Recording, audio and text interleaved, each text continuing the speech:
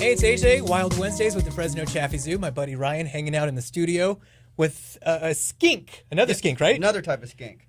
And this one's called a shingleback skink because if you look at those scales, they kind of overlay and look a lot like shingles. Another common name is a pine cone skink. It does look like a pine They do look cone. like pine cones.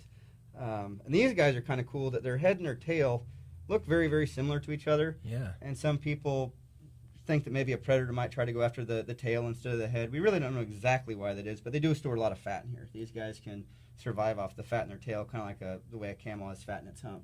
Would they still die, though, if a predator ate the tail? No, these guys don't regenerate their tail, or it doesn't grow back, but they wouldn't die. Yeah. Oh, really? Oh, There's wow. really not a whole lot of things that eat these guys in the wild that's native. Now we have foxes and cats that are introduced that are causing pretty good issues with these guys as far as losing in numbers. And they have that big purple tongue. Usually, if I can get them to, when they get mad, which these guys don't in captivity because they know us really well, but they have a real bright purple tongue, and they'll open their mouth and they'll stick that tongue out, and it's kind of surprising.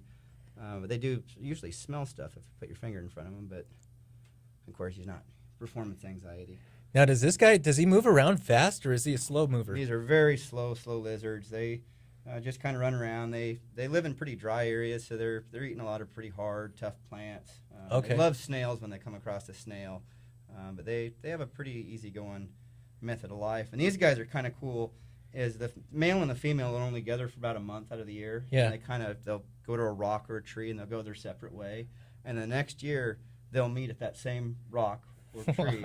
And they'll mate and have offspring, and then they go their separate ways. And they've documented the same lizards meeting for over 20 years. Wow. So that's kind of cool. There's very, very few reptiles that have that sort of companionship that these guys do. So he's a desert animal? Yes, they're Okay. desert animals. In America? Australia. Australia? Strictly okay. Australian these guys are. Wow. Well, very cool. Can I touch him? Yep. Oh, dude, that is trippy. And it doesn't shed its skin, does it? No, they do shed their skin. This one does too? Yep. Oh, wow. They shed their skin when they get bigger. I've got to see that. That's cool. And we don't have these guys on display, actually. These are part of we're trying to breed them, so we have them off display.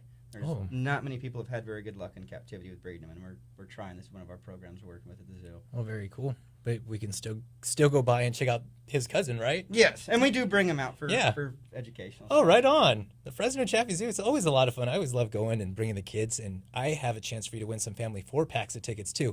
Wild Wednesdays on Y101 FM. Make sure you keep listening, and take a look at their website. It is packed with a lot of great information, FresnoChaffeeZoo.org.